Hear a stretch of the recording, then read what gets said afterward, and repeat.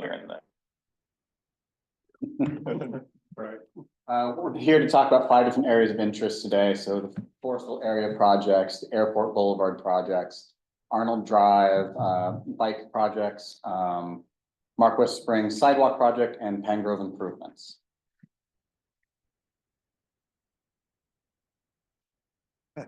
Right now? There we go. There we go. So we'll start off with the Forestville area.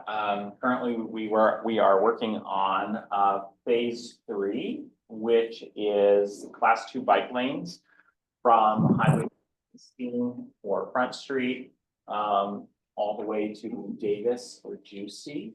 The designs we're doing go all the way down River Road, but we have an additional need of funding to construct all the way down to River Road.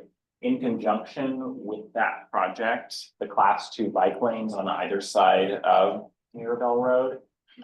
There's also a class 1 pathway going from Highway 116 up to Davis and Juicy on the east side. And we're working with Parks and doing the designing it together and then planning on going construction together with that project.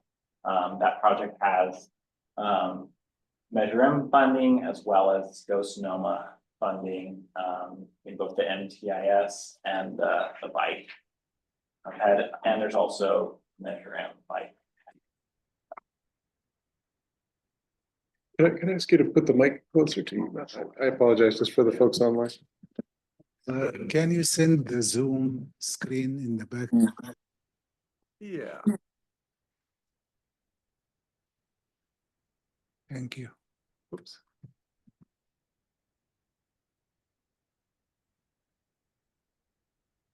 I believe that is everything for the Forestville area that we're currently working on. I don't know if there's anything to add on the. Nope, I think the next couple slides are the different Okay. area improvements.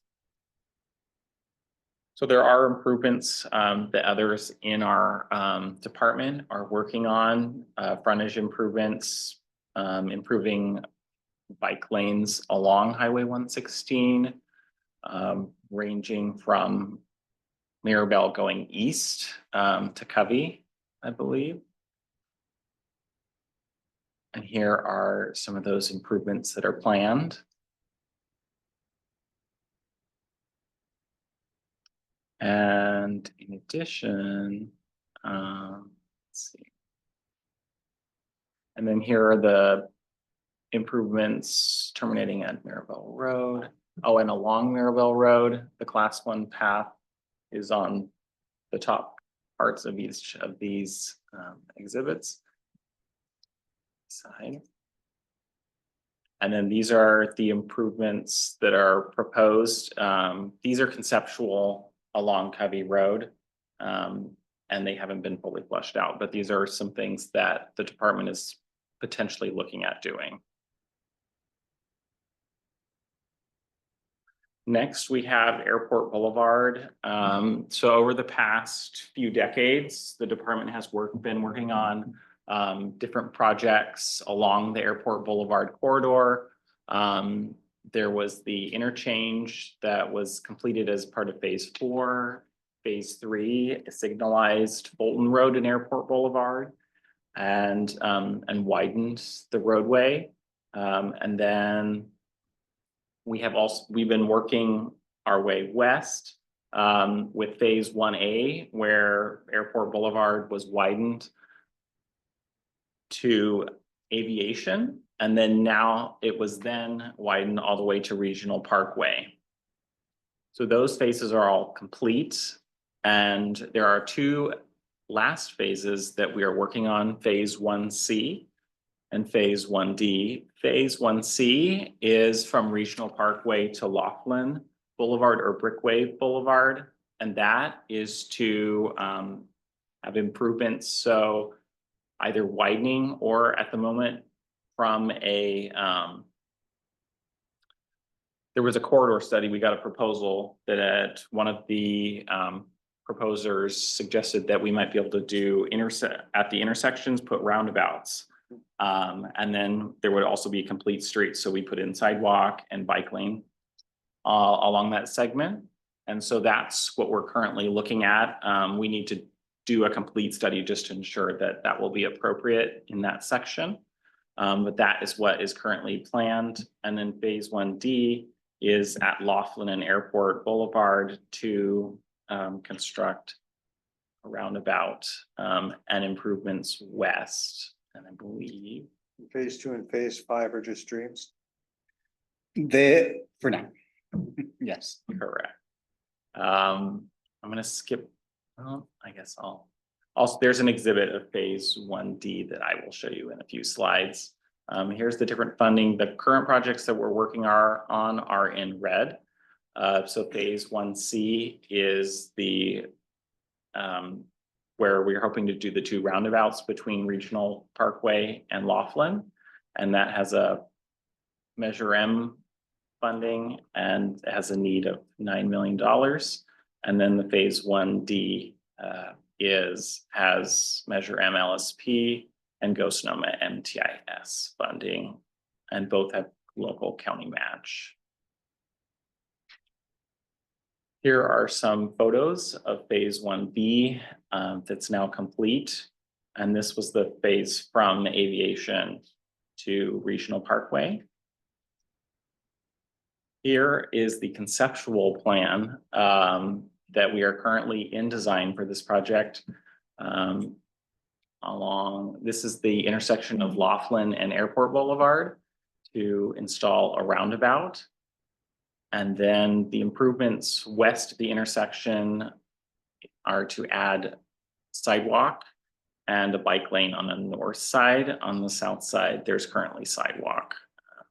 So that segment stays as one lane in each direction. Correct. Based on the traffic study that was completed, it was found that 2 lanes in each direction wasn't needed. Yeah. Based on demand. I was wondering about that. So the airport is just to the left, right? Correct. Okay, got it. And so for this project is planned to go into construction next year for the roundabout and the wide area and the complete streets west of the intersection. We've done trial roundabouts in other places in the county. Have we considered doing a trial roundabout there just to check and see how it will work out? Via just striping. Well, it's striking, I think, little plastic, like really happened over in Katati, I think it was, or Rona Park. Mhm. To my knowledge, we have not considered that as an option right now. I think in order for us to play that out, we would need additional right of way to make that work in its current configuration. Is the $9 million shortfall, is that in part due to the switch to a roundabout? So this one is fully funded. Okay. So the other part is the complete streets from Laughlin going east, past this all the way to Regional Parkway. And so that is because there's a decent amount of right of way, that would be needed for the roundabouts that are proposed. That's the expensive concrete we talked about last time. And then it depends on if we're able to do the 2 roundabouts or if we have to do the widening, depending on the results of the traffic study. So So in this concept, all the various crosswalks, they're going to be white striped or green for the cyclists, which looks like, as far as I can tell, will follow the same crosswalk if they wish to make a turn or go straight through. yeah, so the bicyclists will be able to either use the roadway or there's they can go on to the multi-use pathway or spot. It will be like 8 to 10 feet wide pathway that will allow bikes and pedestrians to share it to go from, so example, to go from North Laughlin Road onto eastbound. Will all those crossings have flashing lights for pedestrians, push button kind of situation? We haven't gotten that far into the design to determine that. And one other question, the various slip lanes to get you around the roundabout quickly. What is the engineering consideration for adding those? Is that past traffic volume or So. limits on the core road there on Airport? Or how do you arrive at that extra expense? putting Sure. those in? Yeah, so as part of the traffic study that was done, what they do is they went out and took existing, like, just measured the traffic for a week. And then SCTA has a model that they use to project the traffic, considering different land development projects that are anticipated to take place in, say, 10, 20 years. Or, in a couple years, and what those values will be for traffic. And so then the traffic engineer then uses those values to model what is going to be the traffic impacts at the location. And then based on that, they can see what slip lanes might be needed. So it's modeling that's based on. And so the model, if you didn't use those, if it was more of a straight in and out, inlet, exit, roundabout, there would be backups at certain times? Yeah, it would be more backed up in the roundabout. So it's efficiencies, so it would be slightly less efficient without the slip lane over time, because over time the traffic's anticipated to increase. And I would think having slip lanes where people can cut through and accelerate through require you to really think harder about pedestrian and cyclist safety, that's where people accelerate, right where the crosswalk is. Yeah, we'd have to see, so yeah, the geometries kind of these slip lanes and stuff, that we'll take a look at that too. Because you want to ideally, you slow down cars to like 15 miles an hour entering a roundabout. And so that's kind of how the designer is looking. So yeah, we definitely want to make sure that pedestrians crossing at these different crossings are safe. So we'll definitely keep an eye on that as this progresses. Okay. Great.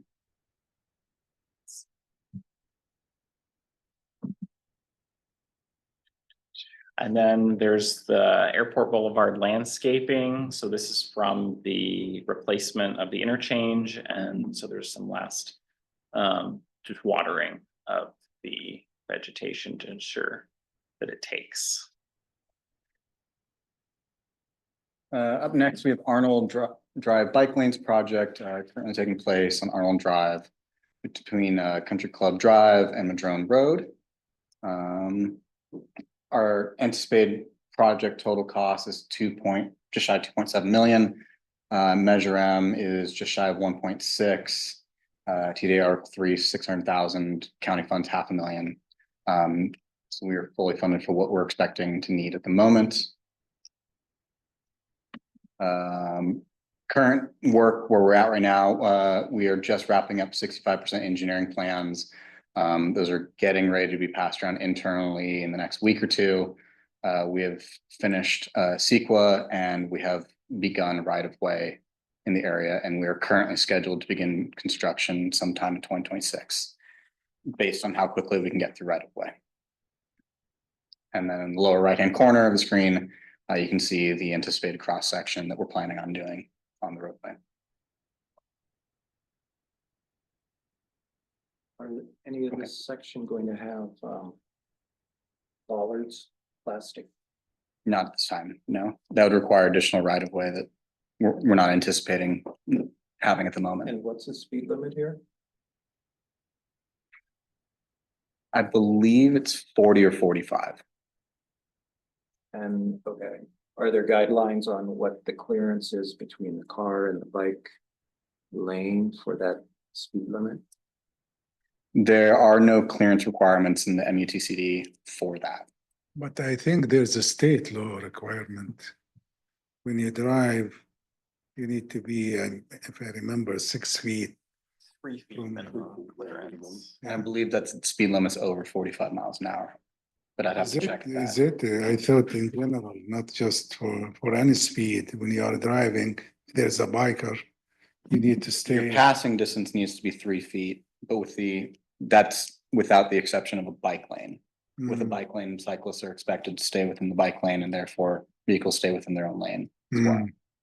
But these are class two, correct? Yeah. I believe so, yes.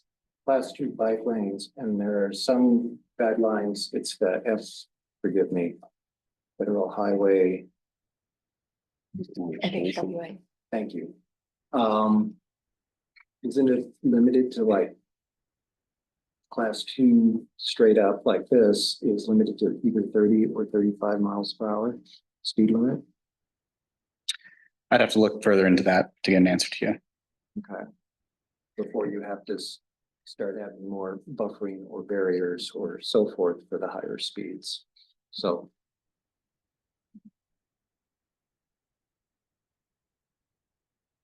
Yeah, we'll look further into that. Okay. Good question. The other one we're given an update on is Mark West Springs Road Sidewalks Project. It's an addition of sidewalk between Old Redwood Highway and Ursuline Road, as well as a pavement overlay. And we completed construction in 2024. On the left is what the area looked like beforehand. So no shoulder, no established bike lane. And on the right, we added bike lanes and sidewalk through the area. Project total cost was just shy of 4.3 million. Measure M accounted for $1 million of that, and the rest was county local match.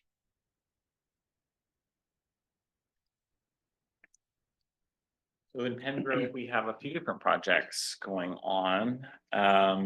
Phase one is an intersection improvement at Adobe and Main Street, and that is to add a left turn lane from Main Street going on to westbound Adobe Road. And then we have some other improvements for phase three and phase four, which Carmen will talk about.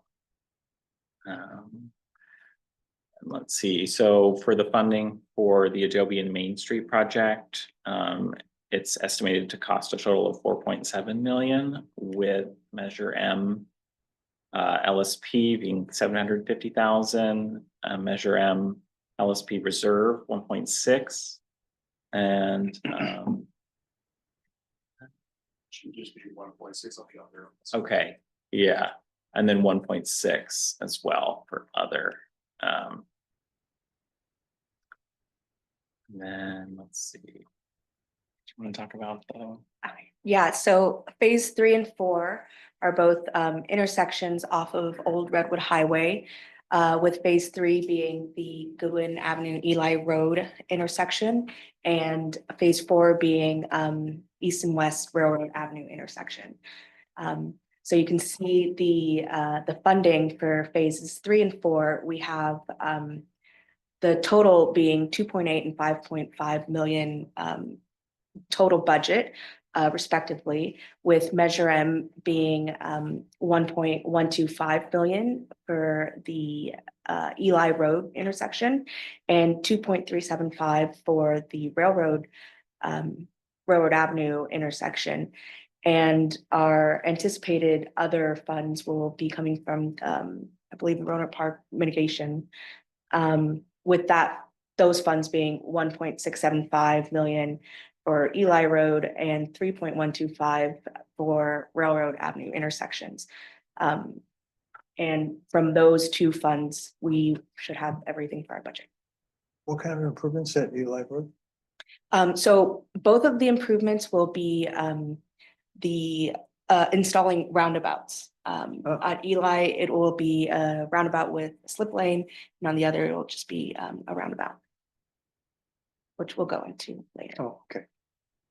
So phase 2, you did not do anything on phase 2? Phase 2 is currently on hold and there aren't any plans as of now. So we'll see in the future if that's something that is explored further. But right now it's on hold. That would be a Caltrans project, right? It would be done in conjunction with Caltrans getting their approval, to work on that, yes. Yeah, for now, we're favoring a systematic approach. So installing improvements to the Main Street and Adobe, traffic signal improvements, and then the roundabouts on Eli and Railroad. And then reassessing the needs of the community and the traffic volumes at that point. Thank you. We think that there are going to be substantial enough improvements that things are going to move around a little bit. Watch the population change first in that area before Yeah. that intersection should be addressed. Yep. This is the Adobe and Main Street intersection where the left turn lane, it's gonna be on Main Street going on to west. Going west on Adobe Road. So for that project, environmental and right-of-way are complete, and the design is anticipated to be complete at the end of this year with construction next year. And here are the financial pieces that are correct on this slide.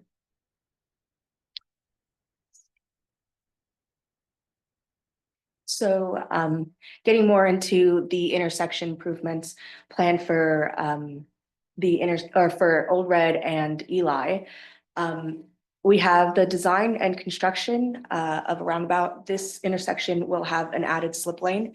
And as we kind of explained earlier, that is to ensure efficiencies and lack of delays for anticipated future model traffic loads. And at the moment, we're planned to have our preliminary engineering environmental completed by September. We just submitted about 2 months ago our environmental applications. We're currently in the process of working on right-of-way and anticipate that being completed around spring 2026. And we have construction anticipated for summer of next year as well. And yeah, we went over the budgets for this. So for Railroad, the intersection at Railroad, it's similar to Eli in that it'll be a roundabout. It doesn't have a necessity for that slips lane, so it'll just be a typical roundabout. And one of the focuses at this intersection will be the drainage improvements. There's, if you can kind of see, a large box culvert along this, and several drainage culverts kind of connecting to one another. And we anticipate some environmental, essentially a lot more environmental work completed here, but we do believe that we'll be able to finish by September 2025. And similarly, this is being worked in tandem with Eli Road. So the completion of the right-of-way should be in March of 2026, and the construction is anticipated in summer 2026 as well. Any questions? Any questions? Going back to Forest Hill for a moment.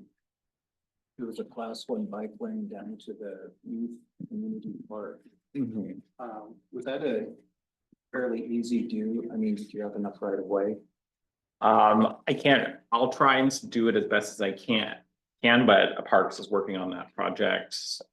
So they do need additional right of way, but there is an existing like narrower pathway along that section for most of it. So that makes it a little bit easier, but there is anticipated need for additional right of way. So between the path and the roadway, there's a curb or a elevation change or some. There's a little ditch that's between the pathway and the edge of the roadway. Okay, thank you. Any other questions, Mark? One at the railroad roundabout. Is there undergrounding involved with that? It looked like that power pole was pretty tight to the intersection. Yes, we are working with PG&E to get some pole relocations on each intersection. Okay. And then the other one was on the Sonoma bike lane one. Was there any consideration to? Currently, I'm seeing a lot of them where there's kind of a shy way in between the travel lane and the bike lane. Is that under consideration? A bike buffer. Yeah. We are considering it, but we're also considering the cost of additional right of way in that same motion. Do you still need the 2 foot shoulder? I mean, it seems like you run the bike lane closer to the edge and Mhm. include the buffer. I'll confirm with our engineer, Okay. yeah, and pass these ideas along to her. Okay. Yeah, thank you. Can I just say, being a biker and raising children that are bikers, anytime there can be a buffer just makes you feel so much more safe and comfortable, and especially on roads when people maybe are only supposed to be going 35 or 45, but often go a lot faster. And I'm hoping that we'll continue to see an increase of bikers and particularly kids out on bikes. So it is a really important element to try and work into it. So I think one of the considerations that we have for having that additional shoulder length outside the bike lane is sight distance from individuals leaving their driveway. Once they enter the roadway, if they're have to pull into the bike lane to look, you know, that is one of the considerations that we're having, you know, when we install these. But we'll look into your guys' point of having those bike lanes, and I agree, they are nice. Any other questions, you know, like online, do we have any questions, Horace? I do not see any hands raised online. Okay. Thank you for the presentation, and we wish you the best on construction. Next year, it will be a busy season for you. Will be. Yeah. Thank you. Okay. Thank you all.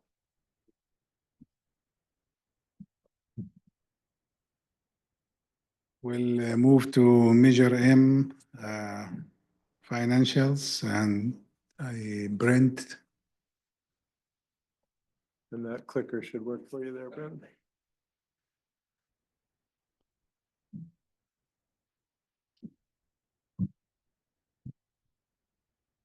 All right. Let me just test this for a second, make sure I'm on the right screen. Yep, looks good. Okay, hello, everyone, and I'll be going over the April Measure M and Go Sonoma financials. I'm Brenton, the fiscal and administrative analyst here, if there's anyone I haven't met before. So included in your packet is the usual order of materials, which is the Measure M balance sheets and cash flow reports, as well as the Go Sonoma balance sheet and cash flow reports. The Measure M cash flow reports, I'm sorry, are currently split into two files. There is the program to date and year to date, which is why it looks like you've got two of the same sheets. But Go Sonoma, we're currently only giving program to date because there are not multiple years of history yet. Starting next year, you'll be getting both files with Go Sonoma.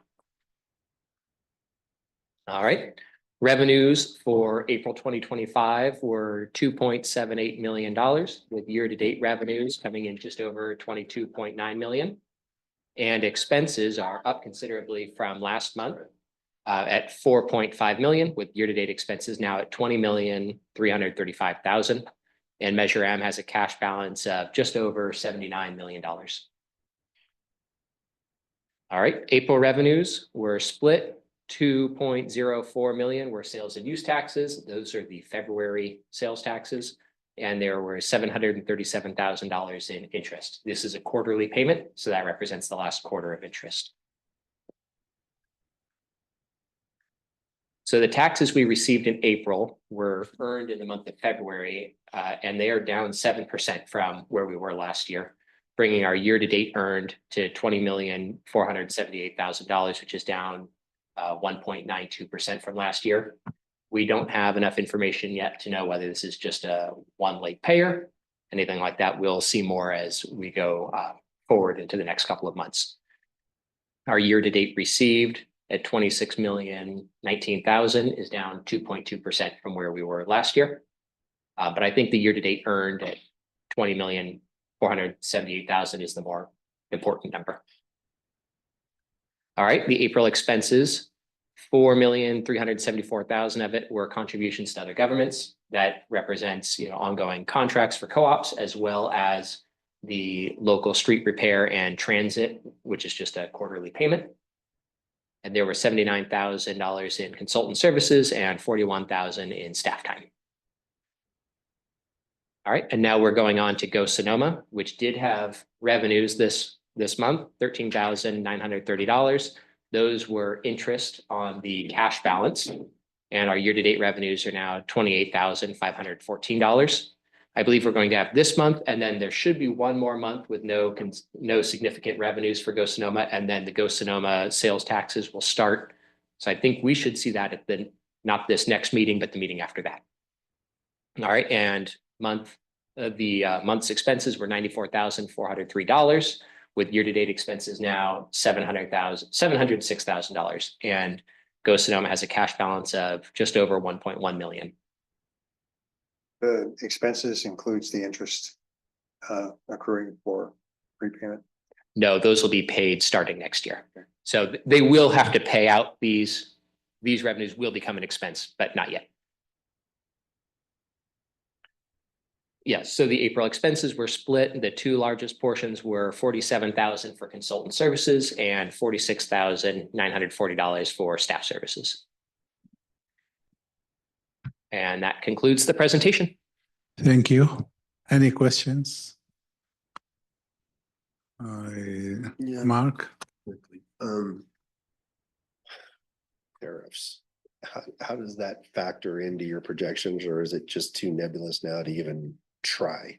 We mentioned the HDL projections at the last meeting, and they are down for the predicted to be down this year and next year before returning to growth. I think having more precise numbers than that is probably too nebulous, but that is what we're predicting. And, without pinning anything down, but you did see the numbers for this month. Yeah. How often do you receive is it the HDL projections? Do you receive them monthly or quarterly? So we receive a quarterly update from HDL, and then twice a year we get a updated sales tax projection of what they anticipate it will be for our budgeting purposes for our preliminary budget in May, and then our final budget in October. So we'll have an updated forecast from them probably mid-September or so. Do you usually, I believe you share it with the group here, Yeah, we'll provide it once we have the updated revenues. Mhm. I believe the most recent quarterly update was provided either last month or the month before. Mhm. Russ, do we have any questions online? We do not. Okay, thank you. Thank you all. Thank you. And now we have the demand management plan, Dana.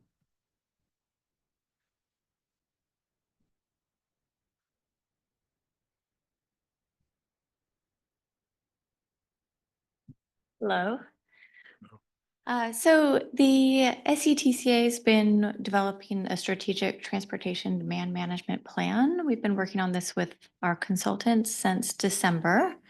The idea of it is to kind of review and catalog all of the different transportation demand management programs that both SETCA runs as well as other public agencies.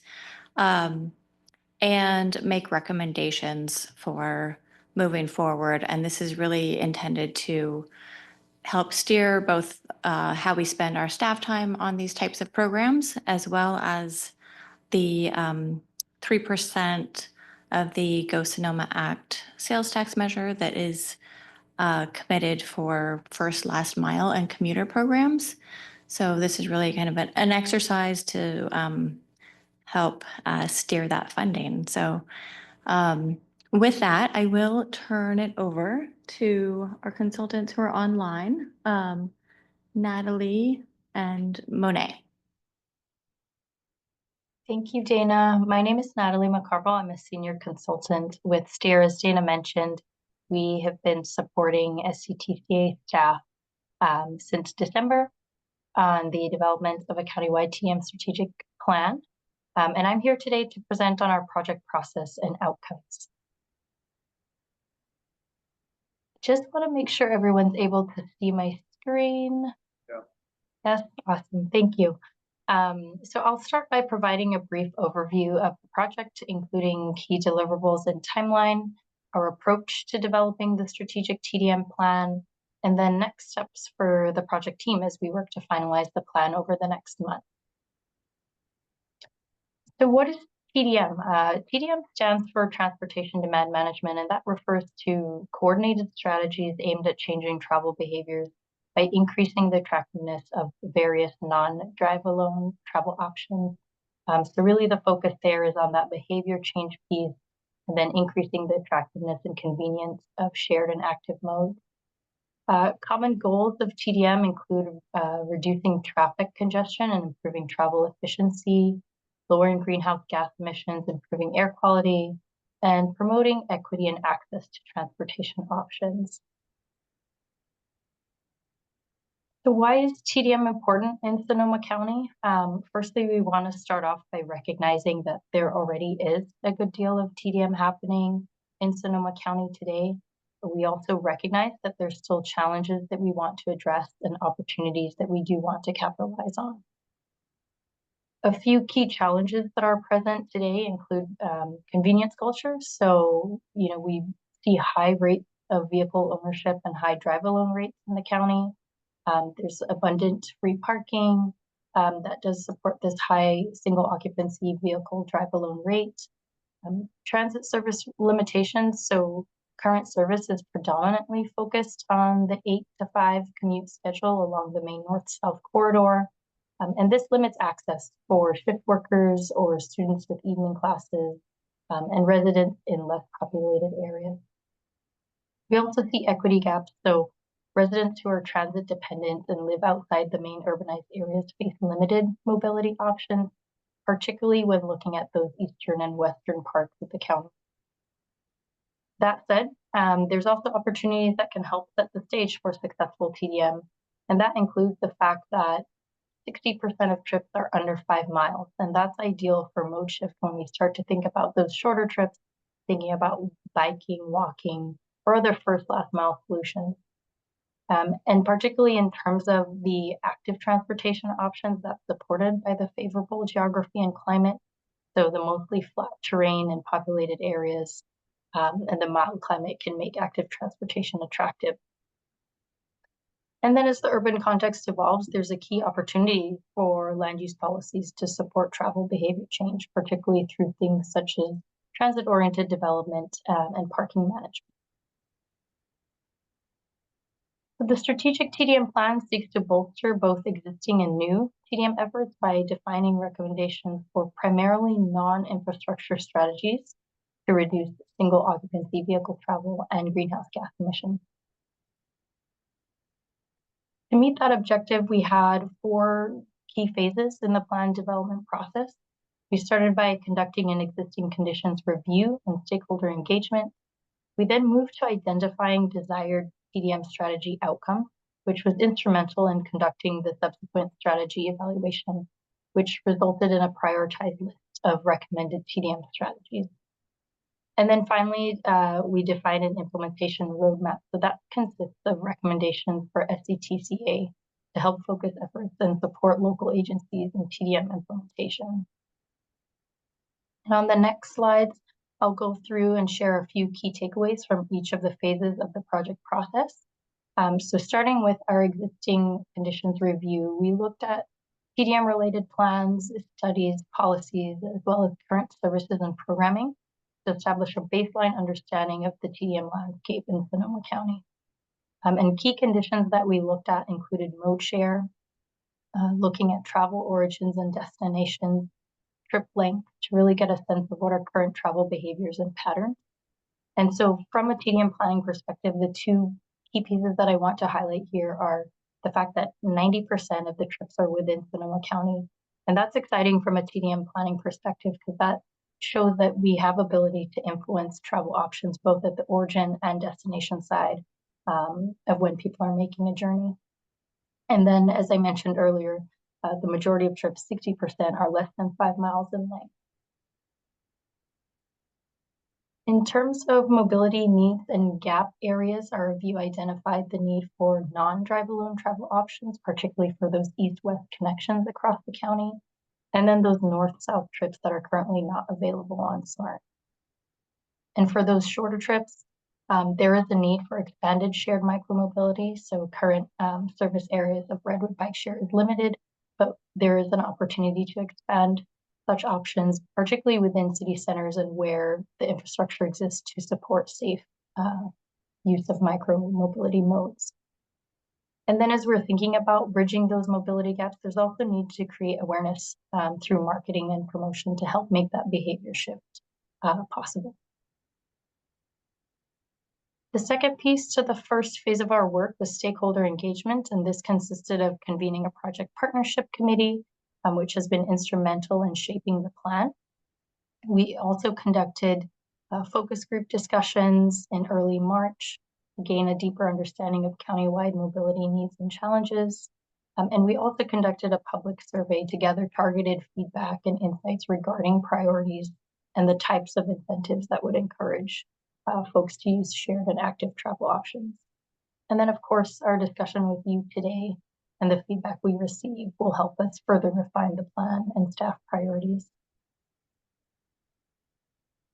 On this slide, we're just presenting a few key themes that emerged from our public engagement, and I won't go through everything, but just want to highlight a few key takeaways of what we heard. One of the points we heard was regarding transit system complexity and the need for more clear information. So we heard that, folks who might even be regular users of the transit system today have difficulty understanding due to complicated maps or maybe unclear routing systems, and also a need for multilingual information to help folks who might not be proficient in English to understand the system, to ensure that they don't have barriers in accessing the system. In terms of transit frequency reliability, that's related to the lack of evening and weekend service, which makes it impractical for service industry and shift workers. And then what was really interesting was the piece about behavioral barriers and public perception. So the public perception of transit as potentially being slow, unreliable, and difficult to use. That perception itself can discourage ridership, even when transit could be a viable option. And we did hear, some people did suggest increasing parking costs could make transit a more attractive option. And we also heard about gaps in active transportation infrastructure. So while some areas do have expanded bike lanes, others do remain car focused, and that creates inconsistencies in safety and accessibility. In terms of priorities and opportunities for TDM, the three key mobility priorities that were highlighted include better coordination between transportation services, reducing traffic congestion, as well as reducing emissions. And then when asked what the public felt was the most useful types of strategies for both short and longer trips, the ones that emerged were universal transit passes, shuttles for connections to transit, better real-time transit information. And then for those shorter trips, things such as secure bike parking were found to be very useful. And once we had the results from our stakeholder and public engagement, we were able to confirm our desired TDM strategy outcomes, which we defined in collaboration with the partnership committee. And so these outcomes form the basis for our TDM strategy evaluation framework, which consisted of an assessment of strategic fit and feasibility. So on the left-hand side, you'll see those outcomes that are related to strategic fit. So looking at things such as mobility outcomes, are people more aware of, and are they utilizing a variety of multimodal travel options? Do these strategies reduce greenhouse gas emissions, vehicle dependency, and improve access to key destinations? And then do these strategies enhance access to transportation and mobility options, especially for vulnerable communities and populations? And we also wanted to make sure that the strategies that we would recommend are realistic to implement. So we looked at considerations such as ease of deliverability and then funding feasibility. Our evaluation process consisted of a mixed methods approach, and it began with compiling a long list of over 75 potential TDM strategies that was informed by the existing conditions review and stakeholder engagement.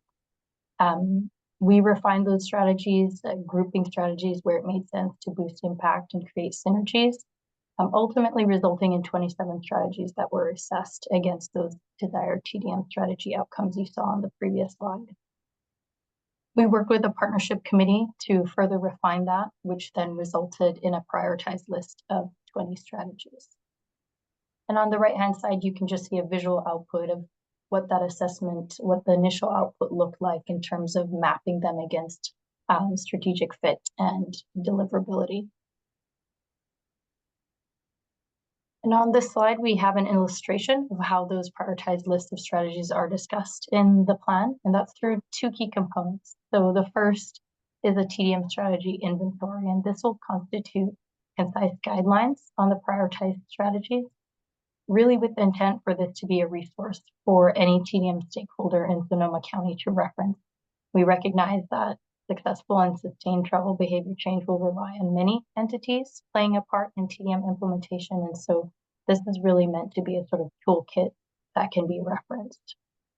And then the second component is the implementation plan. And this includes those recommendations that will serve as a guide for SCTCA in advancing countywide TDM efforts.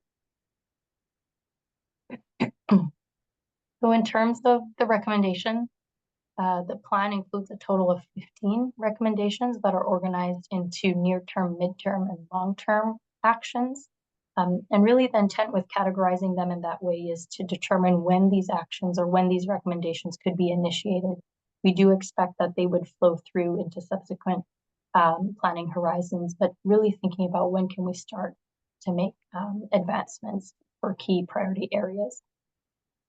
So in terms of those that could be initiated by SCTCA within the next year, we're looking at things such as raising awareness for the TDM strategic plan. So we want to secure buy-in from potential partners by aligning local priorities and streamlining efforts.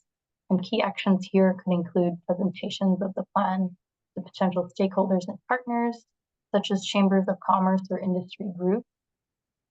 We'd also like to develop a TDM marketing strategy. So this would include making updates to the Go Sonoma website to enhance the visibility of available countywide TDM-related services and programming, and also the development of an annual TDM marketing plan that will really identify the key programs that we want to spread awareness on, what the relative costs would be, and what sort of KPIs we would want to see from those efforts. We'd also look to support and promote existing regional technical resources for developing local TDM supportive land use and parking policy. And this would include coordinating with local municipalities to identifying barriers and opportunities, providing technical assistance resources, and then further down the road, thinking about how to also support municipalities with staff technical assistance and staff time. In a similar vein, we'd look to support and encourage municipal and site-based efforts to implement parking pricing. We know from the research that parking pricing is one of the most effective TDM strategies for reducing vehicle miles traveled, but we also know that it needs to be done mindfully and in an equitable way. And so key actions here would be to promote resources and assistance that are available through MTC, and highlighting best practices and relevant case studies that might be suitable for the Sonoma County context. We'd also look to coordinate with relevant regional and local partner agencies to promote available and broaden where appropriate the distribution of financial incentives for transit. And this would include promotion of the Clipper Start program and targeted outreach to large employers that are proximate to Smart service regarding Clipper Bay Pass. In terms of those first last mile solutions, here we'd be looking to collaborate with partners to define specific context sensitive priorities, identify those public-private partnerships to deliver the solutions, and then in the longer term plan, execute the implementation of new services, whether that be a shuttle or a partnership with Uber or Lyft or a taxi to provide low cost or free connections to transit, or the expansion of micromobility such as bike share. And that would really be dependent on the specific priorities and the context in which would determine which one would be implemented. We'd look to identify opportunities to enhance the emergency ride home program. So that's an existing program that will continue to be a key support program that helps remove the fear of being stranded, which is a common barrier. preventing people from using shared and active modes. And so we want to make that process of claiming a reimbursement from the program more user-friendly by simplifying that process. And then finally, develop a TDM funding plan and program for the near and midterm actions. So working with stakeholders and partners to establish a list of specific resourcing needs and preliminary cost estimates, defining the eligibility criteria for those funds, and then ultimately soliciting applications from partners.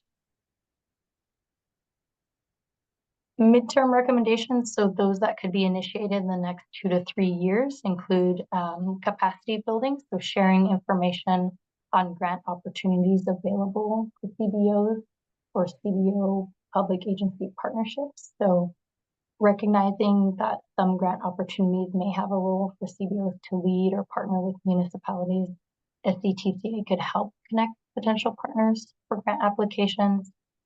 In addition to sharing information, additional support SCTCA could provide would include things such as pre-application support to help scope viable projects.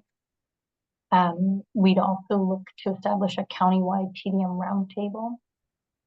So this would really be a TDM-focused practitioner group where we're bringing potential partners together. It would help build regional alignment and support more effective and consistent implementation of TDM across the county.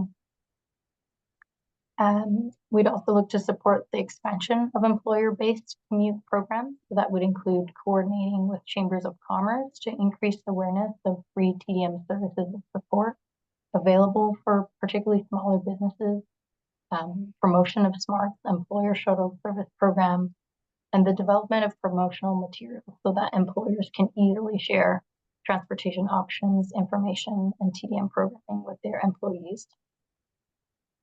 And then finally, we'd look to establish countywide TDM data standards. So recognizing that TDM will continue to be implemented in different places by different entities, we want to standardize data practices to support more accurate performance tracking and strengthen the case for future funding and program expansion down the road.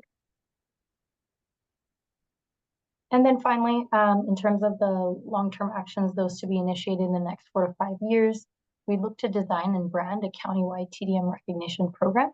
So as TDM evolves and advances in the years to come, we want to implement a structured initiative to acknowledge and celebrate employers, CBOs, schools, and other organizations that demonstrate leadership to promoting sustainable commuting options. This can really help maintain momentum by offering public recognition and positive branding opportunities. And then finally, we'd look to update the strategic TDM plan. So recognizing that travel behavior, technology, regional growth patterns, and community needs are constantly evolving, we'd want to update the plan in about 4 to 5 years' time to make sure that it's relevant and capturing any changes in the landscape. So that concludes the recommendations. On this slide, I just have here a summary of next steps. So we'll be going to a few additional SCTCA committees as well as the board in June, presenting on the draft plan and seeking feedback. We're capturing feedback received at each of these meetings, and we'll be working to refine the plan as needed, really with that aim of having a final TDM plan by the end of June. I believe Dana may have mentioned it. I know it was included in the agenda package. We do have the draft TDM plan posted on the SCTCA website that's available for review and comment, and we'd welcome any written comments by May 23rd, but also happy to have a discussion today and answer any questions that you may have. So thank you for following along. You know, I'll start with the questions, if you may. Will you or did you develop, like a cost analysis or budget for each item proposing? And the other part of the question, did you or do you plan to study the impact of each item on VMT reduction, so as to prioritize which one to implement? We did a very preliminary cost estimate of each of the TDM strategies that we evaluated, as well as VMT reduction potential impacts, and that helped us in the prioritization process. So it was very high level in the sense that it was relative to the other strategies that were being analyzed. The more detailed cost estimates would come through subsequent studies as we're working together with partners to further refine specific priorities. At this stage of the TDM planning process, we weren't able to come up with like exact cost numbers because we just haven't designed the scope of some of the strategies, for example, micromobility expansion or that sort of thing that would come after further discussions with partners. Thank you. Yeah, so just to add to that briefly, if I could. Yeah, go through ahead, the chair, please. that is, one of the next steps would be to, develop a budget for the different programs that we are looking to implement and as well as continue. And really look at those kind of those priorities that rose to the top of the list and work that into a plan. And I assume they will be probably implemented in the model update that Chris is working on, right? The analysis of the VMT reduction. Yeah, the VMT reduction for each item you are proposing or not? Yeah, that's a great question. Chris probably knows how the nuts and bolts of that would work. Yeah, thanks for bringing that up. So we have a parallel project going on, our BMT mitigation program work. So as part of that project, we're looking at ways for,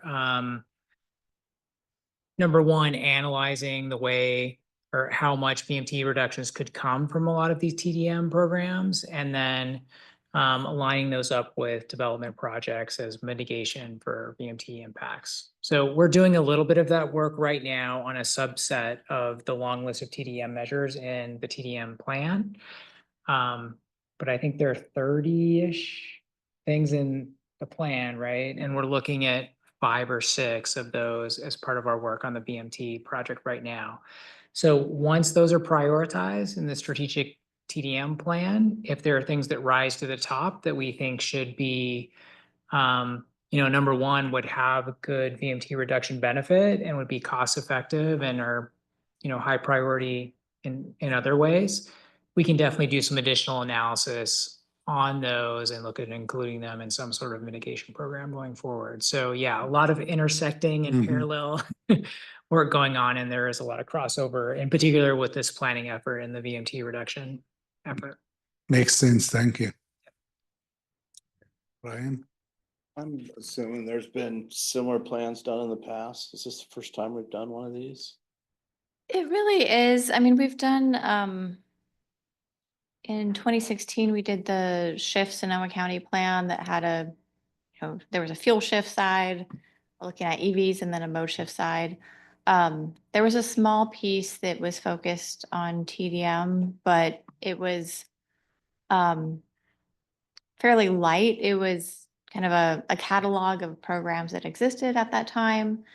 And then there was an employer toolkit for employers to implement TDM programs that was developed. So this is definitely a more thorough planning effort on the TDM side.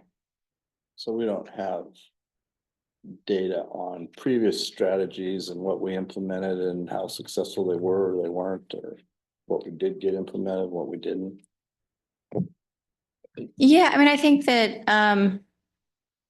TDM being broad, right? There's a number of strategies that are out there right now that kind of fall under the scope of TDM. And through this plan, there was kind of a review of those, and I wouldn't say that we brought in hard data from all of them to evaluate them, but more in terms of utility and kind of how the public is perceiving them and that type of qualitative analysis. Jerry? Sorry. So this surprised me when I started to read this, because from the South Bay and the roles I was in, TDM wasn't something that was done by the transportation providers, TDM is something that we put in the zoning or in the general plan and say, when you have new development, the proposers of the new development must have a TDM in order to explain how we're going to get people to and from the sites. So we probably don't have the concentrated employment that was in the South Bay. And Google, for instance, had to have both local buses go to the train and run buses back and forth. Visa had the same thing for Foster City. So I was surprised as I started reading this, I'm getting the orientation as to what it was. One thing I saw, and I did look at the draft as well, so I have a bunch of comments that I have in there, but just general thought from them. One was the population and employment growth factors that we have here. I don't think they match what Plan Bay Area 2050 plus has listed. It has substantially less growth for us. So you might double check that. I was surprised because there's information in the draft. I learned that Mendocino Transit has a bus line that runs through Sebastopol. And I kept looking, trying to figure out what the heck this line was on there. I've never seen the bus, but and that was interesting. And I wanted to tell a story because in the TDM plan, I think there's two places that should be emphasized over everything else. Last week, I took SMART down to have beer with my friends in Mountain View. And on the way back, I missed my train. So I had to wait for a later train and somebody else was sitting there and the guy's eating a pizza and he wants to know when's the next train coming. So he tells me his story. His truck broke, so he couldn't get to work. So he took SMART to go to work. And he's sitting there telling me, I got here faster and it cost me less than taking my truck. Why am I driving to work every day? The thing that I think in my orientation on all of our services isn't necessarily to improve it for those of us who use the services, is start getting all the people who don't use the services just to use the services. So I think the number one thing is marketing, and not just web pages.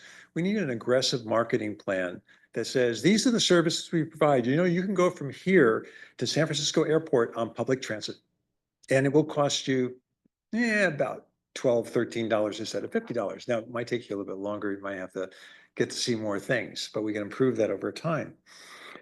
And part of that has to do with the service gaps, and that's also mentioned in the plan. The service gaps are the place that stop people. The people that I know, and I push a lot of people to use, including my family, public transit, and they won't do it. Because they say, it can't do this, it can't do that, it can't do something else. And I'm going, yes, it can. And their answer is, no, it can't, but they've never taken it. And so I think the marketing and filling in gaps should be the very first thing that we do on our side as providers. The one thing that I saw in the report that I was disappointed about is that for a TDM plan, the first thing I would go to is consumers. So I'd be talking to every business and say, how do your employees get here? What services are they looking for? Where are people going to? And let's start filling those gaps. And I didn't see that as a central part of the strategy in the report itself. And I think that's something we should focus on doing before the report goes out. Go to the companies. And I know you had the forums. I would actually go knock on the door of the larger employers we have. The largest employers we have that do have concentrated workforces is in healthcare, I believe, in our area. And so just start there and find out, how do your people get here? What programs could we put in place that would move them from driving here to using public transit in our area? Last thing is, in the appendix in the draft, I couldn't understand a lot of the visuals. So they're there with lines on them and I had no idea how to read them. The one other thing, I believe it was in this because I read a bunch of stuff, you have a list of metrics. I was really glad I think that was there. That was really important. And I think that the basis for the programs, using the metrics, saying the metrics are this today, and I know Chris works on those things. The metrics are these for today. And we put this program in place and next year, the metrics look like this. We think that's the result of this program, of a specific program. So thanks. Do you want to add or answer? No, thank you so much for reading the plan, draft plan and reviewing it and for comments. Yeah, I'll just point out that working directly with employers is one of the strategies. It is in the kind of midterm because we would need to do some work to kind of establish that as a practice here. But it is definitely something that we are interested in doing, and definitely starting with those larger employers would have the most impact initially. But thank you. Stephanie? Yeah, I live in Sebastopol, and so just knowing how unique each different area is. And so really, when you're marketing and doing all these other things, they really do need to be very specific to those areas because they're all so unique in the way they do it. But because there is a larger percentage of people that are traveling within 5 miles, it does feel like really tapping into that local population is a really great thing. And I kind of agree with this marketing thing is it's people's personal stories and getting them out, like word of mouth these days. It's like emails, all these other ways of communicating. People are just like so glossed over. But when you actually are hearing from a friend or someone else, that's, I think, where a lot of change comes from. And knowing that I have a youth that takes the bus to Credo, also targeting some of our younger kids, because if they get in on these public transportations and using these other ways of getting around at this younger age, it just becomes a part of their life and how then they get around, and they're used to navigating those systems as they continue to get older. And so I do think it's a really great place to be targeting high school students, the college students, as much as we can be promoting it to them, just helps change them people's patterns. And the other thing is I'll just say, from being someone that used public, like once the Clipper card came out, it was such a game changer. And so continuing to have those kinds of multi-use ways to travel, it makes it like a world of a difference when you're traveling. Thank you.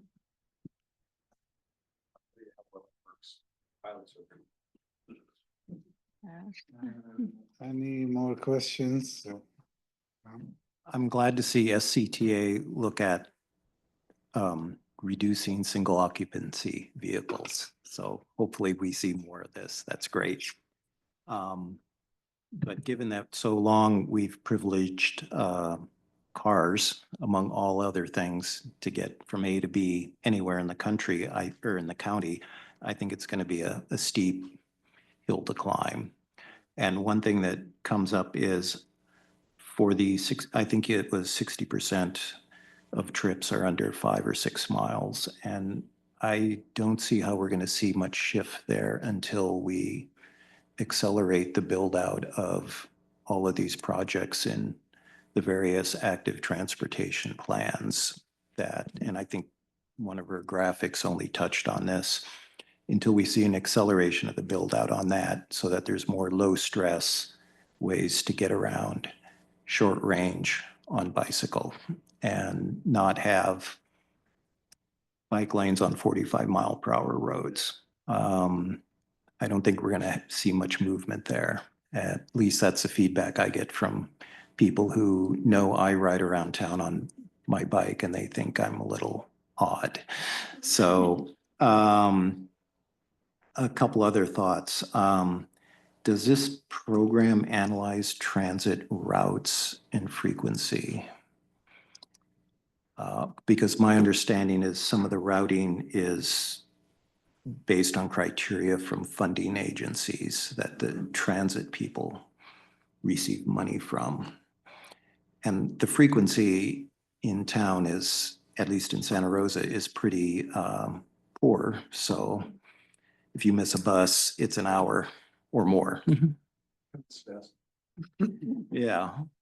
Yeah, so this program doesn't particularly, or like it does not include analyzing transit frequencies or routing, but the transit operators are actually all working on their short range transit plans right now, which are to look at kind of the next 10 years of service, changes to make with their routing and service levels. Funding is a huge, funding for operations is, why there's the amount of service that's out there right now, and very difficult to increase that. But they are all doing that at the transit agency level right now. So Another thought is there's no mention on kind of peak travel times, at least in Santa Rosa, at the beginning of the school day and after the school day.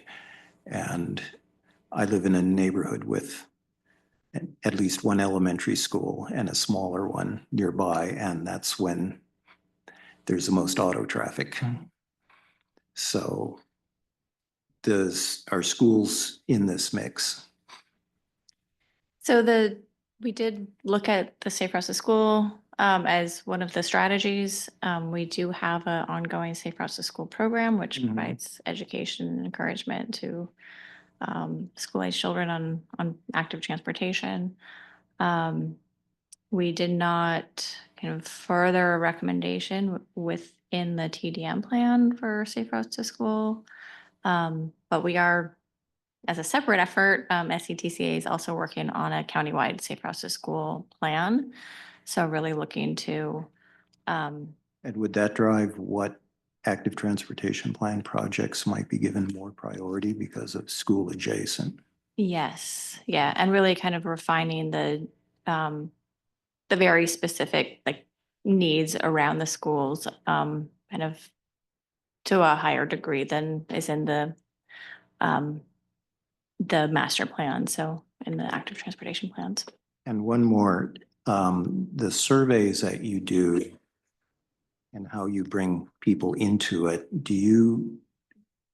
when you're doing TDM, do you do geographically focused surveys, like for instance, Rincon Valley with a cluster of people there and ask them, what would it take for you to take the bus to other parts of town or ride a bike more frequently than you do now, than getting in the car and going downtown or Northwest Santa Rosa or other parts?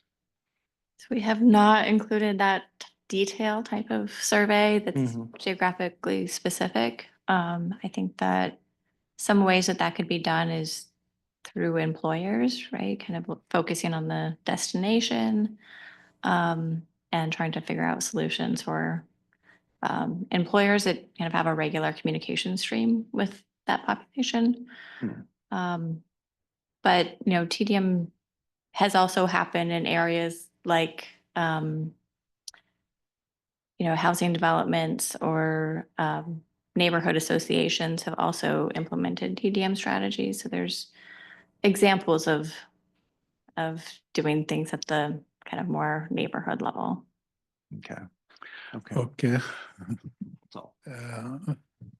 Could I just add one more piece? A Just quick question, because we need to keep, Yeah, I just want to put out there talking about the schools, and especially as schools are changing and people are now traveling further and further, it is actually a really big traffic time. It's a dangerous time. And so I definitely would say it's like the safe schools and all of this stuff is a really important piece to be continuing to evaluate and knowing that it's changing a lot right now. Russ, do we have any questions online? I do not see any questions online. I would like to thank you and thank your presenters also, and wish you the best. Thank you so much. Thank you so much. I think the other two items, they are just informational items. Exactly. Yeah. And I'll move to announcements. Any announcements? I see none. I call the meeting adjourned. Thank you.